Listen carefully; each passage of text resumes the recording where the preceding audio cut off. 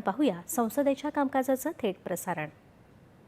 Committee contained in their first report 18th Lok Sabha on demands for grants 2024-25 of the Department of Social Justice and Empowerment, Ministry of Social Justice and Empowerment.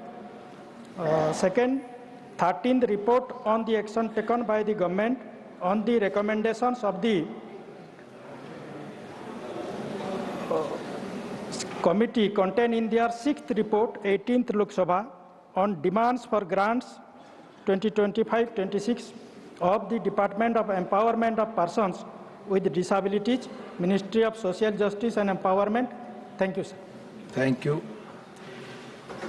Statements by Ministers. Dr. Chandrasekhar Pemmasani.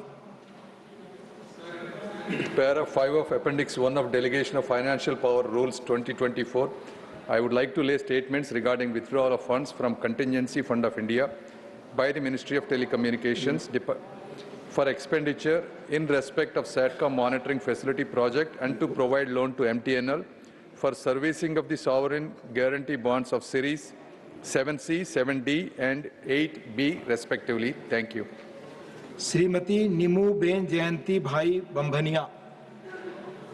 सभापति महोदय, मैं आपकी अनुमति से आज की संशोधित कार्यसूची में क्रम संख्या 5.2 पर अपने नाम के आगे सूचीबद्ध विवरण जो संबंधित संसदीय स्थायी समिति के 38वें प्रतिवेदन में भंडारण विकास और विनियामक प्राधिकरण का कार्यकारण जो खाद्य और सार्वजनिक वितरण विभाग के संबंध में की गई सिफारिशों के कार्यान्वयन की स्थिति के संबंध में वक्तव्य सभा पटल पर प्रस्तुत करती हूँ.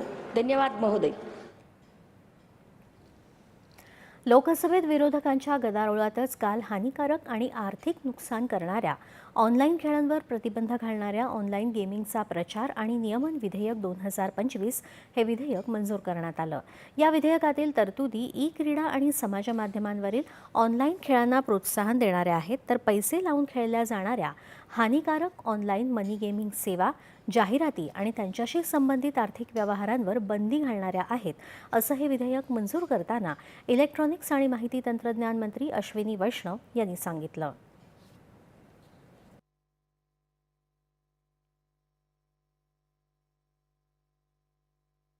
इस बिल में, जिसका नाम है promotion end regulation of online gaming bill 2025, is bill में पहला सेगमेंट ई स्पोर्ट्स और online social gaming second segment, in दोनों के प्रमोशन का प्रावधान है. ई स्पोर्ट्स इस तरह से एक नया सेगमेंट बन के उभरा है जिसमें लोग टीम में खेलते हैं, लोग उनके स्ट्रैटेजिक डिसीजन मेकिंग इम्प्रूव होती है. एक तरीके से ओलंपिक्स में भी उसकी पहचान बन रही है, एशियाड गेम्स में उसकी पहचान बन रही है. तो वो एक तरीके से एक नया उभरता हुआ स्पोर्ट है. उसको लीगल स्ट्रक्चर दिया जाएगा, इसमें लीगल रिकॉग्निशन दिया जाएगा और उसके ई स्पोर्ट्स के प्रमोशन के प्रावधान किए गए हैं इस बिल में. ऑनलाइन सोशल गेम्स जो हम सबके जीवन का एक अभिन्न अंग है, चाहे सुडोकू हो, चाहे चेस हो, चाहे और भी बहुत सारे गेम्स हैं. इन गेम्स के माध्यम से जिनसे कई सोसाइटी को बेनिफिट्स भी हैं, इससे एजुकेशन में मदद मिलती है, कॉग्निटिव स्किल्स बढ़ाने में इम्प्रूवमेंट में मदद मिलती है. तो इन सब गेम्स को प्रमोट किया जाएगा. इस बिल में ऑनलाइन गेमिंग के, ऑनलाइन मनी गेमिंग के एडवर्टीजमेंट्स पर भी प्रतिबंध है और जो फाइनेंशियल ट्रांजैक्शंस करते हैं ऑनलाइन मनी गेमिंग के, उस पर भी प्रतिबंध है और इनके लिए कड़ी सजा का प्रावधान भी है. ऑनलाईन बेटिंग म्हणजेच सट्टेबाजी आणि जुगार याला देखील बेकायदेशीर ठरवणाऱ्या तरतुदी या विधेयकात आहेत. म्हणजेच ऑनलाईन फॅन्टसी खेळापासून ते ऑनलाईन जुगार म्हणजेच पोकर, रमी आणि पत्त्यांचे इतर खेळ आणि ऑनलाईन लॉटरी यांना बेकायदेशीर ठरवण्यात आलं आहे.